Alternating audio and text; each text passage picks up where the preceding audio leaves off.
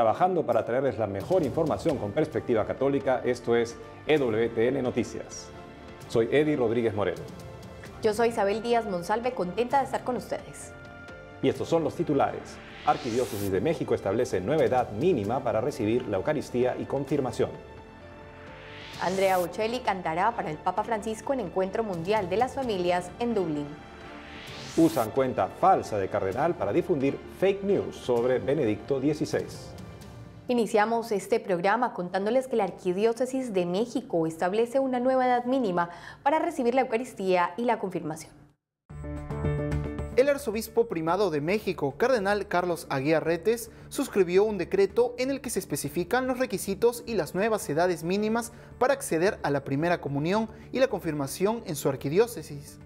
De acuerdo al documento, para recibir la primera comunión se debe tener como mínimo 9 años de edad y para la confirmación se tiene que contar con 12 años cumplidos. Además, para ambos sacramentos se deberá hacer una preparación adecuada que durará un mínimo de 2 años en el caso de la primera comunión y 3 en el caso de la confirmación. El cardenal Aguiar Retes señaló que estas medidas no son una mera exigencia para recibir el sacramento, sino que deben ser una ayuda para asegurar que el recibirlo sea consecuencia del crecimiento en la fe. Desde su punto de vista, los sacerdotes deben formar la conciencia de los menores, teniendo en cuenta la preocupación de la Iglesia por los niños en medio de un ambiente cultural secularizado. Seguimos con noticias desde México y por ello nos enlazamos con nuestro corresponsal en ese país, Jovel Álvarez, quien nos comentará de la crisis humanitaria que se vive al sur del país. Adelante, Jovel. Muy buenos días desde la Ciudad de México, Isabel, Eddy. En efecto, uno de los temas que es relevante para la Iglesia Católica Mexicana es la crisis humanitaria que se vive en el sur del país, específicamente en los estados de Chiapas y Oaxaca. Esto debido a las oleadas de migrantes centroamericanos que llegan a México como parte de su camino a los Estados Unidos. Alrededor de 450,000 migrantes cruzan la frontera de Guatemala y Belice con México todos los años en busca del sueño americano, exponiéndose a abusos, amenazas, asaltos, violaciones e incluso la muerte. Es ahí donde los albergues católicos se convierten en espacios que les permiten reponer fuerzas para continuar con su camino. En un estudio realizado por la Conferencia del Episcopado Mexicano en 2017 se encontró que en México existen 75 casas de atención a migrantes católicas. Esto entre albergues, comedores y dispensarios médicos.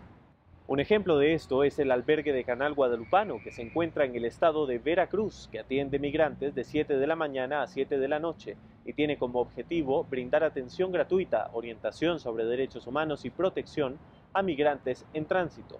En la página web de Así Prensa pueden encontrar más información acerca de estos albergues.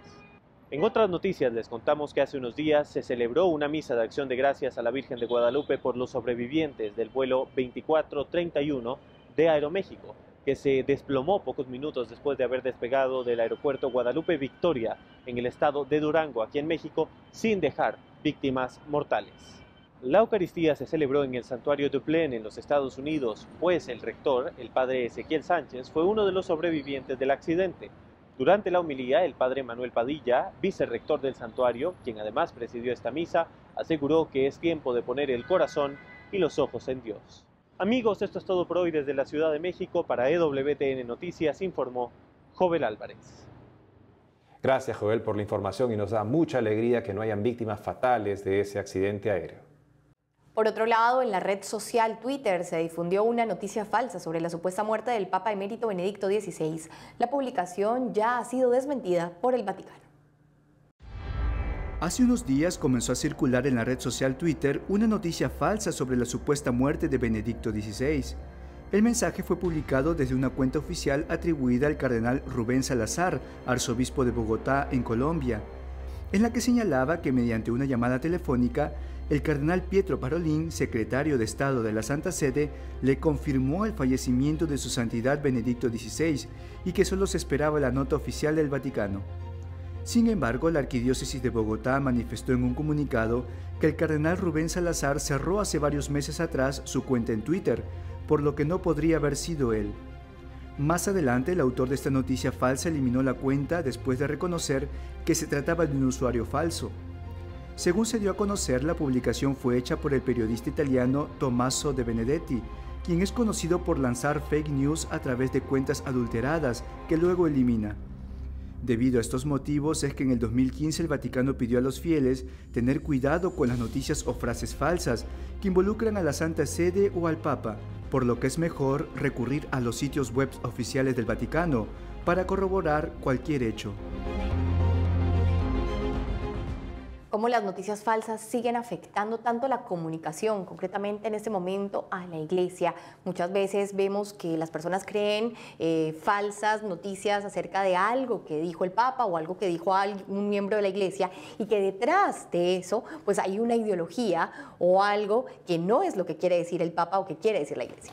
Y a veces es una desinformación bien intencionada, a veces es deliberadamente desinformación. Hay personas que se dedican a crear bulos, a crear cuentas falsas de cardenales para dar información que no es verdadera. Así es que, amigos, antes de compartirla, chequeen con fuentes fiables. Cambiamos el tono de la información para contarles que una de las voces líricas más reconocidas actualmente participará en el próximo Encuentro Mundial de las Familias a realizarse en Irlanda. Él se ha manifestado públicamente como católico y defensor de la familia. El tenor italiano Andrea Bocelli cantará para el Papa Francisco y los asistentes al próximo Encuentro Mundial de las Familias 2018 en Dublín, Irlanda, del 21 al 26 de agosto. Bocelli se presentará en el marco del Festival de las Familias a realizarse el sábado 25 en el Croke Park Stadium de la capital irlandesa. Se estima que participarán unas 70.000 personas en este evento. El festival también brindará espacio a los artistas locales e internacionales, quienes a través del arte acompañarán a las familias de Canadá, India, Irak, Irlanda y África, quienes darán testimonio de superación, perdón y amor en esta celebración global de la vida familiar. Esta no sería la primera vez que Andrea Bocelli canta en un encuentro mundial de familias. Ya lo hizo en 2015 en Filadelfia, Estados Unidos.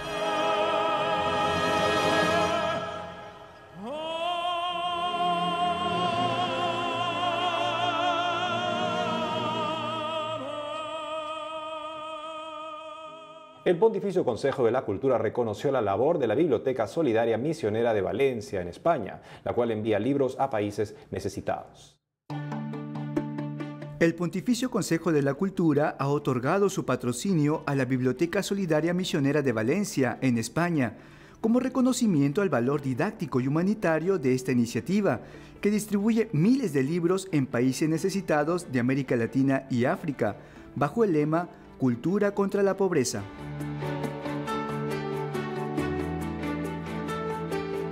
El cardenal Gianfranco Ravasi, presidente del Pontificio Consejo para la Cultura, envió una carta al padre Antonio Benlock, director de la Biblioteca Solidaria Misionera, en la que reconoció la gran labor que realizan al recoger y distribuir libros y material escolar para las escuelas de los países más pobres.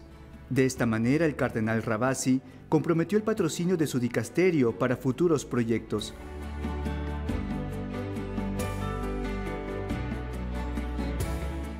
La Biblioteca Solidaria Misionera nació en el año 2001 con el objetivo de ayudar a quienes más lo necesitan a través del acceso al conocimiento y la cultura. Ella recibe donaciones de libros, enciclopedias, diccionarios, material audiovisual, así como material escolar o universitario, que luego es clasificado y enviado. En lo que va del 2018 se han enviado 356 kilos de material a Paraguay y más de 6.500 kilos a Perú. En el último año se han distribuido casi 28.000 kilos de libros y material didáctico a países como Guinea Ecuatorial, Angola, Bolivia y Venezuela.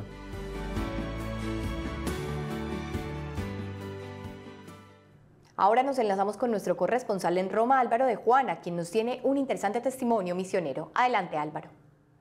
Pues Isabel, hemos escuchado hace pocos días al Papa Francisco alertar o advertir de los peligros de la idolatría. Él decía que, por ejemplo, la droga, el dinero o el éxito profesional son las idolatrías modernas. Por eso decía que estos ídolos quitan la libertad y no la dan como muchas veces parece. nosotros hemos encontrado una experiencia, la de Belén Manrique. Nos ha contado su vida y qué es lo que hace en Etiopía. Precisamente ella decidió abandonar este éxito profesional como periodista en España y dedicarse a los más pobres y a los más necesitados. Se encuentra allí, en Etiopía, evangelizando. Nos ha contado su historia porque ha estado aquí en Roma y nos ha hecho una visita. Etiopía es un 50% musulmana, de mayoría musulmana, un 50% de mayoría cristiana, pero son cristianos ortodoxos. La mayor parte, la Iglesia Católica no llega al 1% de la población. Entonces, la población etíope, como yo creo que la mayor parte de los africanos, son personas muy religiosas.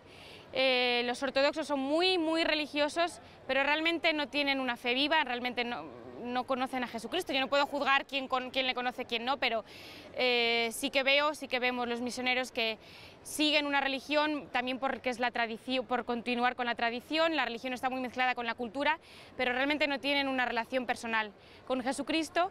Entonces, nuestra misión es poder ayudar a la gente a que puedan conocer a Jesucristo, tener una relación personal con Él. Y entonces estamos construyendo una misión adyentes a las afueras de Addis Abeba, en un barrio donde no hay Iglesia Católica. Entonces estamos comenzando la Iglesia Católica allí.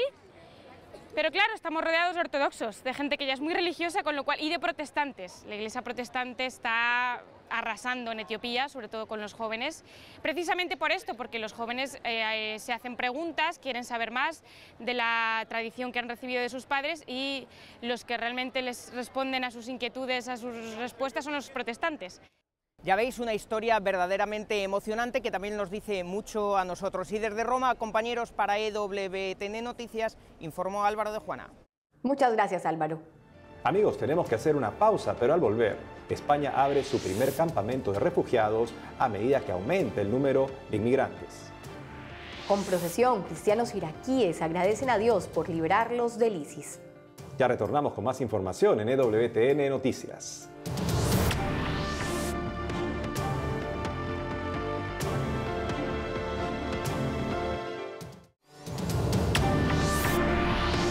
Continuamos con más información. En Cádiz, España, se abrió el primer centro de ayuda temporal de inmigrantes debido al incremento de refugiados rescatados en el mar Mediterráneo que son acogidos por el gobierno español.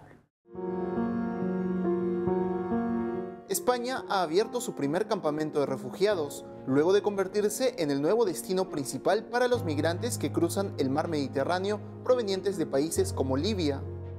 El campamento, llamado también Centro de Acogida Temporal de Inmigrantes de Crinavis, está ubicado en la bahía de Algeciras, en la ciudad de San Roque, Cádiz, cerca al Peñón de Gibraltar, y su apertura ha generado diversas reacciones entre los residentes.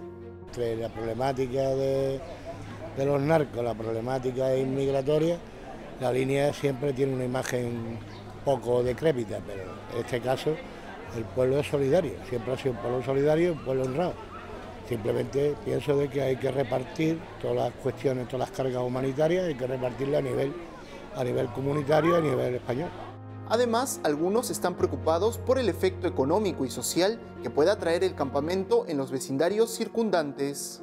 Son humanos, como nosotros, pero la situación que se encuentra la zona es nefasto para nosotros, porque son gastos que conlleva, habiendo tanto paro como hay, y después ellos aquí, al no tener medios para subsistir, más de uno y más de dos se dedican al robo y además, y vienen muchos problemas. Pero vamos, dentro de lo que hay, la humanidad es la humanidad, y hay que socorrerlo. Pero siempre que subsista el equilibrio. Aquí hay mucho paro, muchísima pobreza, y no necesitamos, lo que necesitamos son inversiones para reactivar el campo de Gibraltar, la línea sobre todo, pero inmigración y más pobreza de África, pues la verdad que no. De acuerdo a la Agencia de Migración de la ONU, casi 24.000 inmigrantes y refugiados han llegado por mar a España este año, cerca de 3 veces más que el año pasado. Es una situación muy complicada la que viven los inmigrantes en Europa, también en América en general. Cuando llegan a otros países a veces no son tan bien acogidos.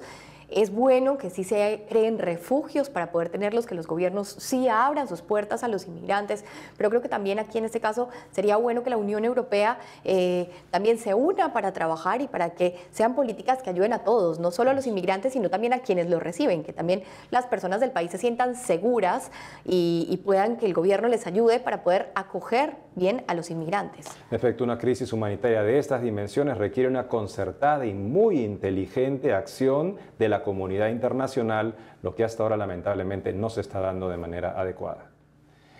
Y en Yemen, los años de guerra y destrucción continúan sumergiendo al país en la hambruna, una triste realidad que aún no es subsanada incluso con la ayuda humanitaria. Más de 3 años de conflicto y destrucción han llevado a Yemen al borde del hambre, provocando una de las mayores crisis humanitarias en el mundo. De acuerdo al Programa Mundial de Alimentos de la ONU, casi 18 millones de personas luchan para tener algo que comer cada día, de las cuales más de 8 millones viven en condiciones de hambruna extrema. Esta crisis se ha venido agravando a medida que el gobierno, respaldado por una coalición liderada por Arabia Saudita, ha librado una guerra contra los rebeldes chiíes de Yemen, conocidos como hutis, que controlan la capital Saná y gran parte del norte del país. Uno de los lugares más afectados por el conflicto es la zona rural de Saada, donde la mayoría de puentes, carreteras, pozos y granjas han sido dañados, limitando el paso de suministros cruciales como el combustible y la salida de productos agrícolas. Adel Abdullah, un pescador de 43 años, vive en un refugio improvisado con su familia y las mujeres tienen que mendigar en las calles para sobrevivir. Las mujeres viven muertas de miedo. Cada hora vemos un avión. No miento. Deseamos paz y seguridad. La lucha en Yemen se ha intensificado a medida que las fuerzas gubernamentales intentan retomar la ciudad portuaria de Hodeida, el principal punto de entrada para la ayuda humanitaria y el suministro de combustible. La campaña para tomar Hodeida amenaza con empeorar la situación humanitaria de Yemen, y es que los grupos de ayuda temen que una pelea prolongada podría forzar el cierre del puerto y llevar a millones de personas a morir de hambre.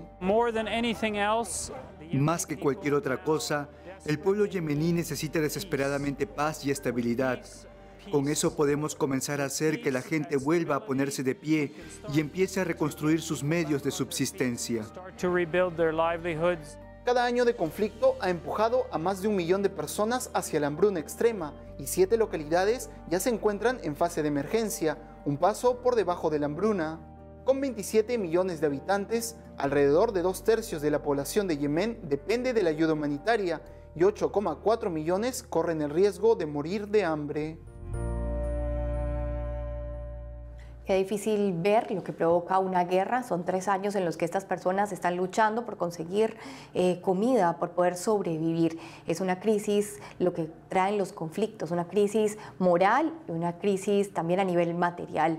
Oremos para que estas personas puedan sobrevivir, puedan reencontrarse con la paz y puedan recibir todo lo que necesitan para subsistir. Por otro lado, los cristianos de la llanura de Nínive siguen retornando a la región de la que fueron expulsados violentamente por terroristas islámicos. Ahora que la paz vuelve, ellos no escatiman en mostrarle a Dios su inmensa gratitud. 4 años después de la invasión de la llanura del Nínive en Irak por parte del Estado Islámico, los cristianos de la aldea de Karemlesh realizaron una procesión por las calles de esta localidad en agradecimiento a Dios por haber permitido que los terroristas hayan sido expulsados. De acuerdo al patriarcado caldeo de Babilonia, fueron cientos los que participaron en el acto religioso a través de cantos y oraciones.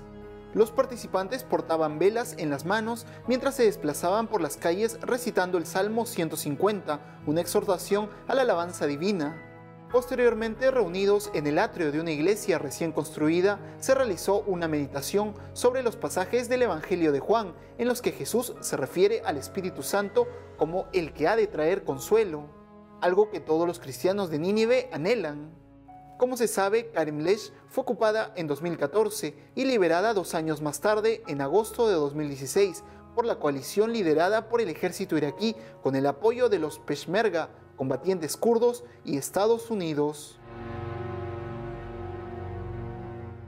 Ahora nos enlazamos con nuestra corresponsal en Chile, Giselle Vargas, quien nos tiene más detalles de las recientes conclusiones de los obispos de ese país. Adelante, Giselle. Hola Isabel, hola Eddie. Bueno, les cuento que hay novedades respecto a las medidas que a corto y mediano plazo se implementarán para reparar y alcanzar la verdad y la justicia de las víctimas de abusos sexuales cometidos por miembros de la Iglesia Católica. Los lineamientos fueron elaborados durante una asamblea extraordinaria de obispos, en la que también participaron vicarios pastorales, representantes de congregaciones religiosas, diáconos, laicos y trabajadores del episcopado. En primer lugar, anunciaron la voluntad de colaborar con las investigaciones que realice la justicia civil, resguardando a los denunciantes y las víctimas que soliciten reserva de su identidad. También comunicarán toda investigación previa que se realice sobre presuntos abusos sexuales de menores, y este también fue un llamado para las congregaciones religiosas. La presidencia del Consejo Nacional de Prevención de Abusos y Acompañamiento de Víctimas de la Conferencia Episcopal de Chile será asumida por la abogada Ana María Celis. Y entre otras medidas, se repuso la lista con los nombres de los sacerdotes sentenciados, civil y canónicamente, por abusos de menores en el sitio web del Consejo. Cabe destacar que los obispos nuevamente expresaron su arrepentimiento por las faltas y omisiones que causaron dolor y perplejidad, que afectaron la comunión eclesial, que dificultaron la conversión y minaron la esperanza. Bueno, y en relación al mismo tema, el arzobispo de Santiago, cardenal Ricardo Sati, informó que delegará la celebración del Te Deum por Fiestas Patrias el próximo 18 de septiembre al deán de la Catedral Metropolitana, Monseñor Juan de la Cruz Suárez. La decisión del cardenal Sati responde al revuelo causado por la citación a declarar el próximo 21 de agosto por su eventual responsabilidad en el delito de encubrimiento de casos de abuso sexual, de poder y de conciencia. El purpurado manifestó que quiere contribuir a un mayor clima de confianza y de convivencia nacional, en medio de la profunda crisis que vive la Iglesia local y que requiere cambios urgentes. Tras este anuncio, también delegó sus atribuciones de Gran Canciller de la Pontificia Universidad Católica de Chile en el vicegran canciller Padre Tomás Scherch. Bueno, y con estas noticias me despido hasta un nuevo encuentro. Informó para EWTN Noticias, Giselle Vargas Noguera. Gracias, Giselle, por la información, y seguimos rezando por toda la purificación y el cambio en la Iglesia de Chile. Ahora les contamos que los obispos de la Conferencia Episcopal de Venezuela pidieron al gobierno de Nicolás Maduro que suspendan las detenciones arbitrarias de opositores. La Comisión de Justicia y Paz de la Conferencia Episcopal de Venezuela envió un mensaje al gobierno del país en el que les pidió cesar la represión violenta contra los ciudadanos y las detenciones arbitrarias de opositores, a quienes se acusa de haber sido parte del atentado contra el presidente Nicolás Maduro. Son por estos motivos que el Tribunal Supremo de Justicia culpó y pidió extraditar de Colombia al diputado opositor Julio Borges, quien se encuentra refugiado en este país. Lo mismo sucedió con el legislador disidente Juan Requesens, detenido a manos del Servicio de Inteligencia venezolana. Hechos que se dieron luego de que la Asamblea Nacional Constituyente, controlada por el gobierno, revocara la inmunidad parlamentaria de ambos. No obstante, el fiscal general de Venezuela, Tarek William Saab, declaró que se había identificado a los autores materiales y colaboradores del supuesto ataque, además de detener el mismo día a 6 sospechosos. Por otro lado, en el mensaje publicado por los obispos venezolanos, los prelados señalan que la búsqueda de hechos punibles, como el presunto atentado, debe realizarse a través de los canales propios del proceso penal, llevado por los tribunales competentes que ratifiquen el delito, mas no con presunciones de responsabilidad legal que llevan a detenciones injustas, tratos inhumanos y desapariciones forzadas. Por ello, los obispos instaron al régimen dictatorial a parar con toda represión violenta que incrementa la situación de crisis y desequilibrio social que vive el país. Y con motivo de la próxima canonización del Beato Pablo VI, a realizarse el 14 de octubre en Roma, la agencia católica Así Prensa realizó un video con los datos más curiosos de la vida del pontífice.